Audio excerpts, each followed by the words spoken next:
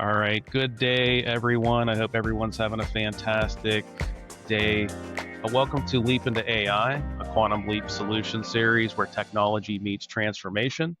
So, if you haven't joined us before, you'll find that each episode dives deep with business leaders, technologists, and innovators who are already integrating AI into their daily operations, or possibly they're looking to, and they're kind of dipping their toes in the water a bit. This podcast gives an opportunity to highlight a variety of different industries and where they are with that process. Whether you're a decision maker for your company, an entrepreneur, or if you're just kind of looking to see where the industry is with this type of technology, no matter what industry you're coming from, this is a good podcast for you. So thank you so much, everyone, for joining. So today we are joined by Larry Arnstein, co-founder at Clause. So they are a company innovating legal document workflows. And Larry, I see directly on Clause's website homepage, it mentions that Clause leverages AI to help legal teams review, draft, and redline contracts faster and more accurately. And it looks like you're using the power of AI to do that. So thank you so much for taking the time to join us today. It's my pleasure to be here, Jacob. So let's get started, Larry. So can you tell us a little bit about your background? Just, where you come from, how you kind of got started on the legal tech front. Yeah, I mean, my background is actually fairly technical. I have a PhD in computer engineering from Carnegie Mellon way back in 1990. When was that? 93. I actually was coming out of the semiconductor industry, did a lot of work in that space before I ended up in Seattle, Washington, working as a computer science and engineering professor at the University of Washington. After a few years Wow. of that, I left to start my first company, and that was funded by Addition Partners in Kirkland, Washington. We had a great run there for 3 years or so and sold the company. I then joined a firm called Impinj, which is an RFID technology company, again, back in the semiconductor space. Got very deep into the retail supply chain as a technology for inventory management and visibility. Spent really a big chunk of my career there, 11 years running business development and product management. So I got a little more business oriented, a little less on the technology side for a long period of time. But after Impinj went public and I stayed around for a couple more years, I finally left, and that's when I got into artificial intelligence with a startup company out of University of Washington called xnor.ai. This was very efficient, small devices that could do real-time computer vision on device. This company was acquired by Apple in 2019. I stayed with Apple for about a year after that acquisition, and then left to found a parcel delivery company, believe it or not, with the former chief supply chain officer of a company called Nordstrom. I'm sure many people are familiar with that. Mhm.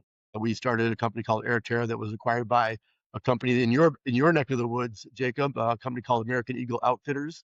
They Yes, are a great brand in Pittsburgh. They bought absolutely. our company. They rolled us into their supply chain operations, and so I got very deep into the whole um, sort of logistics world after being in the supply chain for about 11 years, and that was a great run. But then back to AI, uh, in 2023 when LLMs hit the market, I joined up with a venture-backed company called Fixie that was doing really advanced LLM development, which was really exciting. But then I realized that I kind of had a bug to go off on my own and get into professional services, kind of like what you're doing, Jacob, helping companies adopt technology. And I partnered up with Boaz Ashkenazi and Ashwin Kadaru to found Augmented AI Labs. We spent 2 years doing custom AI solutions for lots of different companies. And what kept happening was getting pulled deeper and deeper into legal applications and I would say legal adjacent applications, working with in-house counsel, but also commercial real estate firms and brokers and all kinds of people, business people that have to work with contracts day in and day out. And so we got very deep into that. We started developing enough technology that we had a product. And that's when we became Clause.so. And now we have Clause as a Word add-in for working with contracts, but also we have an enterprise solution that allows people to work with large collections of legal documents. And those two things actually come together in a really cool way. So that's the super fast, high level answer to your question. And I'll try not to monologue for the rest of this. No, I love it. That's fantastic. You have a really impressive background. I mean, congratulations to you on just your journey. That's really impressive. So I definitely want to highlight Clause here. So big picture, I mean, you already touched on kind of what Clause does just from a quick one-liner standpoint. But what exactly, what problem are you guys aiming to solve with Clause in the legal tech space? It's kind of interesting because I'm a build software. That's part of what we do here at Clause. And the way AI technology has transformed software development it's completely mind-boggling. As a person who's been in this industry for 30 years, I've never seen anything like it. We don't need developers anymore. We need product orchestrators, and it's completely revolutionizing what's happening in code development. And you're hearing about layoffs in the tech space right now. There's a big reason for that. We don't need teams to do what an individual person can do now. I think that same revolution is coming to law. I think it'll be a little bit more slow Hmm. because, with software, you can have AI generate software, but you can also test it to make sure it's right. A little harder to do that in law. If you have an AI generate a contract or language, there's no way to test it objectively to know that it's good. A human has to look at that. And so it's a little bit different, but I still think the level of disruption is about the same. And I also think that the tools and technologies that we see on the market right now aren't really meeting the entire market need. They're going after certain segments, big law, that kind of thing. But there's a lot of opportunity being left unaddressed, and so we just saw that opportunity. And you actually mentioned this during your intro. You mentioned Clause for Word, so Yeah. which I see that allows AI document review inside Microsoft Word. What inspired you guys to go that particular route? What inspired us was a customer engagement. Like we were actually helping a customer adopt one of these other big tech products. They're like, yeah, we're working with. I'll throw it out there. We're working with Co-Counsel from Thomson Reuters, and Okay. they're like, hey, can you help us be successful with this? And we started working with them, and I'm like, well, there was a particular use case called policy review that they really were struggling with. And, the support for that in this particular platform wasn't that great. And so we're like, hey, let's prototype this as a Word add-in, that you can just do your policies, click a button, it'll redline your document without any clicks and just automatically do it. And so that they were very excited about this prototype we built. And we started to say, this is something that could become a product. And so we spent the next 6 months really hardening that, making it great, adding a general purpose assistant capability so that you can do general purpose drafting and Q&A and all that stuff against your open document, but also this really super robust, very easy to use policy review solution. So that's what happened. And we just kept, at the same time, we were like, I think I joked with my founders when we started Augmented AI Labs. They're like, hey, should we do product or services? I said, well, let's do services, and then we'll get dragged kicking and screaming into a product. And that's kind of what Right. happened. Right. Yeah. Yeah. No, that I hear that story often. That makes a lot of sense. So, how would you say that you guys differentiate Clause from traditional, say, legal document review platforms that focus on, massive data sets rather than, a real-time attorney workflow like contracts? Can you talk a little bit about that? Yeah, so Clause for Word, so Clause is a whole platform. And I would say the way we're positioning Clause in the market is it's not for like your 1,000-person law firm that's going to go get Harvey or Co-Counsel and deploy that broadly. But we are a complete solution. We're not just a Word add-in. We do want to have that Word, we call it surfaces. We want to have a surface inside of Word because that's where lawyers live. And we Hmm. want them to be able to be accessed, but also we want them to be able to bring in their library of documents and their thousands of contracts and be able to ask questions about those and actually bring content from their precedent into that drafting environment. So we're actually a fairly complete legal AI workflow platform that includes web for large data set work, working with large data sets, but also the Word environment for drafting and review. So it's actually both. We just think of it as, unlike almost all of our competitors, you can go get Clause for Word for a free trial with no credit card without talking to sales. We're trying to keep the friction really low. It's just $30 a month to use Clause for Word. So we think we're actually positioning ourselves in the market as a easier entry, maybe more approachable for a 4 or 5 person in-house counsel team with 5 or 6 business users that they want to collaborate with. So that's kind of where we're going with this, more than like the 1,000-person law firm. No, that makes perfect sense. In many firms, I mean, with other legal professionals that I've talked to, because I've done a few on this podcast now and talked about their solutions. So, attorneys spend hours manually reviewing contracts, pleadings, documents. So could you maybe talk, maybe even from a little bit more of a technical standpoint, how Clause for Word and AI and how that all integrates and steps in after, the AI does what it does?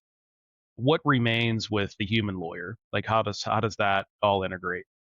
So we have kind of two watchwords when we talk about building solutions for lawyers. It's transparency and control. Hmm. So if you go to, let's say you've got a dozen employment contracts and you want to know what cancellation policies, if the person's terminated early, like what happens in that situation? And you have that question that you want to ask. You'll say, what's our typical practice for having done this, with our last 10 employment contracts? And you can imagine as a without AI technology, you'd go clicking around in these documents looking for these clauses, these terms with keyword search. You'd start to pull out excerpts and make a little report, and it would take you, several hours to do a good job of that analysis, right? But in the end, you'd have a very clear picture. You'd have these excerpts you've copied and pasted. You have your notes. You'd have something that you could refer to or share with people, a report. And so we wanted to, of course, AI can do that research almost, in seconds. But we don't. It's not helpful to just give an answer to the user. We have to provide you with a full report. And what we do in that report is two things. We let the AI give you an answer to your question, a really nice, cogent, high-level answer. But also we provide something called a cross-section document. And that cross-section document is basically all the excerpts from all the different documents that we've pulled, but presented in their original hierarchical context of that original document. So you can actually cross-reference your answer to this cross-section document, and then you can drill back into the main original agreement. So we give you that full visibility into the entire citation stack that supports that answer. And doing that really well and doing it fast is actually tricky. And we figured out a lot of things in that space.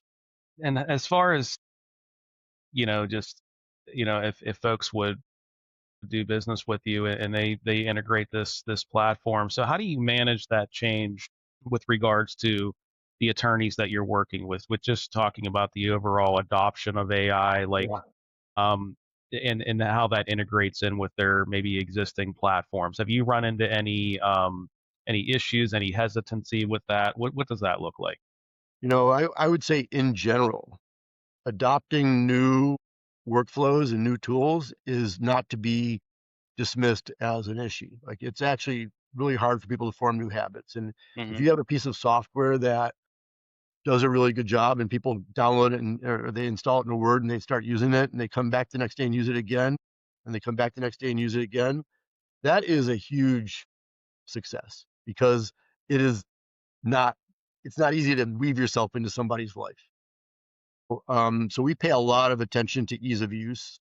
That's actually probably the thing we care about most. Like we're very reluctant to pile on lots of features. I think what you find with a lot of these technologies is they've got dozens and dozens of features that nobody uses, and then it's hard to use. So we're taking the opposite approach. It's like, how easy can we make this? And then of course, that's on the Word side, very much almost like a consumer grade experience. It has to be really high quality, but for professional users, with transparency and control being very important. Now on the enterprise side, when we do like ingest thousands of documents and we have a user interface for dealing with those, it's the same thing, but we have user sessions with them and we watch them use it and we figure out what they're trying to do. And we do that on a every couple, twice a week with this user group, with this in-house counsel groups that we work with. So they start to form new habits. And that doesn't happen by just saying, here's a URL, use it. You gotta start to coach them and teach them and make that available and be there to support them. So for adopting those new workflows, you do have to engage. Yeah, it makes sense. When you guys do that, I'm sure there's a trust that's established as well Absolutely. between, and that's so paramount. And on that topic of trust, so legal workflows involve high risk, regulation, ethics, especially in e-discovery where missing a document can have big consequences. How does clause ensure accuracy, defensibility, and auditability for that matter as for this AI assisted review? Yeah, no, that's a great question. And it's obviously if you give someone go into a data room with 1,000 documents and say find everything that's relevant to this case using opening docs and keyword searching, they're going to miss a lot of stuff probably. You put AI into the mix, they're going to find a lot more things. So you're probably going to do better, but that doesn't mean that you don't have a chance of missing something, right? Right. And so what we do, we apply several really amazing techniques when we help people search within a large document set. And one of the techniques is something called prompt expansion. So let's say I type in a message that says, what happens if we cancel the contract before it's over? Like, I express this in a very weird way, the way a lawyer wouldn't. Now, lawyers, of course, would ask the question in a professional way, but they might use language that's not really aligned with how these documents are the language the documents are using. And so what we do is, we, instead of just searching on those words, we'll actually go through an iteration where we generate 5 or 6 different ways to search for the same thing using AI. And we come back to the user and be like, this is the search strategy we're using. These are the keywords we're using. These are the semantic concepts that we're searching for. Do you like them? Yes, go. And then we go off and we get a large set of hits. Those are all ranked. We build this cross-section document, and that's how we do it. And then, of course, that's iterative. When we pass that data back to the AI to generate a response to the question, the AI can generate a response, but it can also say, hey, I think we need more information because there's a cross-reference in this section that I don't have. I So see. you don't think of it as a one-shot deal. You think of it as an iterative process that involves the user, tells them what you show them what their strategy is, you show them what you found, you let the AI tell it where you think it's missing something. So it becomes a really collaborative workflow to get to the right answer. And as far as automation goes, I always like to ask this: are there any parts of document review or e-discovery that you believe should not be automated? And then on the other side of that question, maybe is there a part that's not automated yet that you feel like there's opportunity for? Yeah, I mean, automation, of course, implies you just push a button and something happens, right? Hmm. I don't know that there's ever a scenario in today's world where the last look at something isn't a human being. Yeah. So I would say that's for sure. I think that the challenge is, does it have to be a lawyer? We have a law firm they're working with where they love our policy review tools a lot. And they're like, what if we gave this tool to our client and said, hey, when you get a new marketing agreement in place with someone, you do this 3 times a week, and they send you their agreement, just run these policies and redline the document. And if you're comfortable with it, we've done this enough times with this technology. We know it does the right thing. If you think it's done a good job, send it back to your client, your partner. So that's one thing. The other one is, like, if you're not sure, press this button and send it back to us for a review. So I think the question becomes, is there a world where that final review isn't a lawyer? That's what I don't have a good answer for. What I do know is that this technology is going to drive a lot of boundary shifting between the roles that people have in that process. Yeah, and I think just across, no matter what the industry is, one thing that I've come across is just the hesitancy with the, adopting AI. A lot of folks are afraid of losing jobs, of Yeah, having their work outsourced to AI. Do you run across that at of all as you're course. Like, talking with clients? I'll tell you a story about it was a really big opportunity for Boaz and I to sit into a partner meeting at about 120 person firm. Hmm. And their leader of operations stood up and put up a spreadsheet on the wall that said, hey, if we take all the tasks that we bill for the last year, that, and we total all that up, it's like this many hours. It was an $81 million business, something like that, right? And if we apply a factor to how much of this work AI can do, that our total billable hours would have been half of what it was that year. And so that sends a shiver down people's spine in this industry, especially if you're billing by the hour.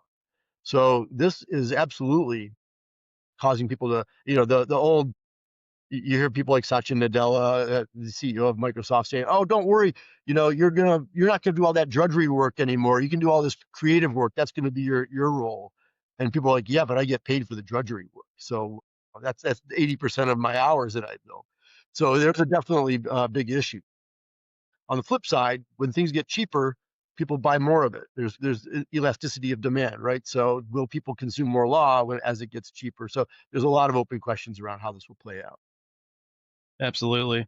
So, for firms more legal departments considering adopting clause, what does that adoption journey look like? What should they expect in terms of time, training, costs? Can you talk a little bit about that? Yeah, yeah. So the experiment we've been able to do so far is we sent the URL, the instructions for installing clause into Word out to a dozen people in our beta, and like a third of them ended up becoming daily active users without even talking to us. That's So great. that's our goal is like no friction, no credit card, just start using it. It's like GPT, but it's inside of Word. And you can say, you can double click a paragraph in your document and be like, what does this mean? And it knows that you've selected that thing and it will explain it to you. And then you can be like, hey, make this more favorable for us. And it just does it in red line in the document. So it's super easy to use. That was our goal. And I think we've gotten there. So that's on the Word side.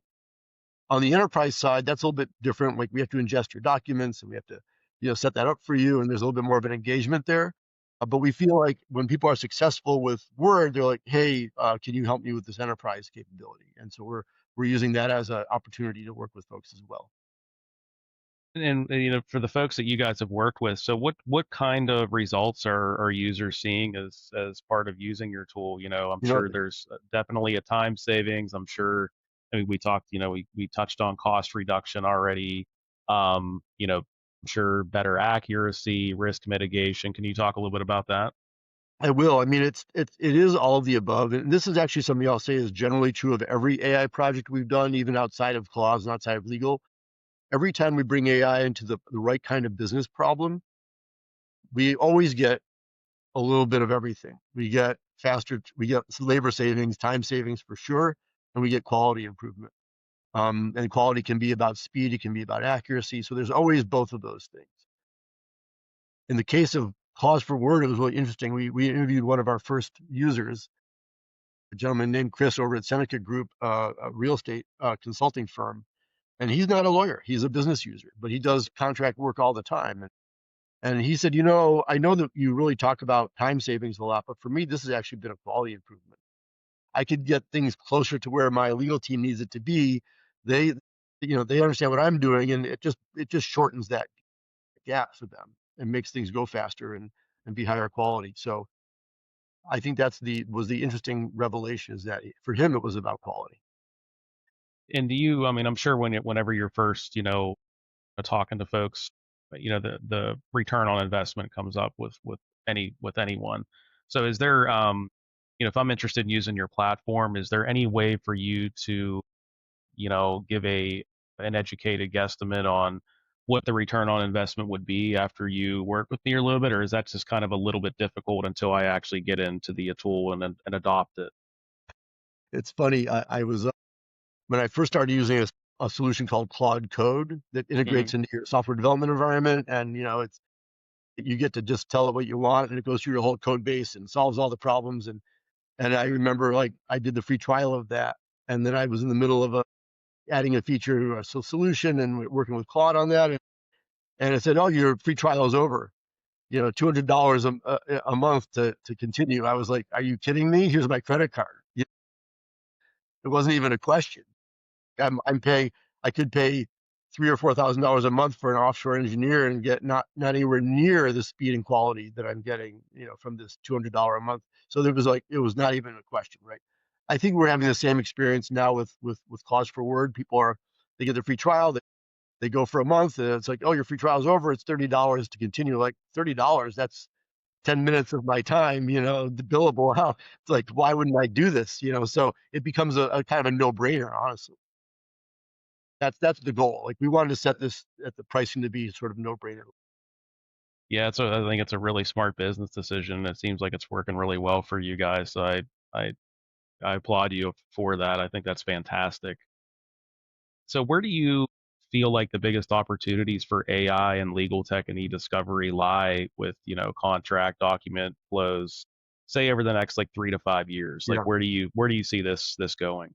Well, here's what I think. I think that I don't have an answer for the firm that bills by the hour. Like I don't know what this means for them and how they respond to what's happening. I know for a fact that corporations that are working with these law firms are coming to them and saying, "We want you to bid for our business, but we want you to tell us how AI is going to save us money." where they're literally being required to answer that question as part of the RFP process to become their outside counsel. And so that's becoming a table stakes discussion. So firms are going to have to respond to that. And they actually may reduce their billable hours, but increase their profits because they're doing more with less. And that could become a really interesting scenario for the firms. But what I think it's really compelling is, what does it mean for in-house counsel? Like, they don't get, for them, saving time and being better is great. There's no downside. And so with their team of 2 or 3 or 4 people, they can now do the work of 10 or 12 or 13. They have to outsource less to outside counsel. They can actually address problems that are maybe a little bit outside of their area of expertise because they can learn from the AI. So I think it's just going to make professional lawyers working inside of firms a lot more powerful, a lot more effective, and a lot more efficient in how they use external resources. So for us, that's where the big opportunity is. And I think it also makes them more accessible and more collaborative with their in-house business clients. They can collaborate on contracts. So their biz dev people can get early reviews of and knowing what their lawyers are going to complain about in an agreement, and be able to address that, and then deliver a more complete solution to their lawyer for review. So I think it's going to affect the entire flow of business, and it's going to the benefits are going to accrue to the business people, the in-house counsels, and then it's going to be a struggle for the firms to figure out how to win in that space. Yeah, I would tend to agree with your analysis there.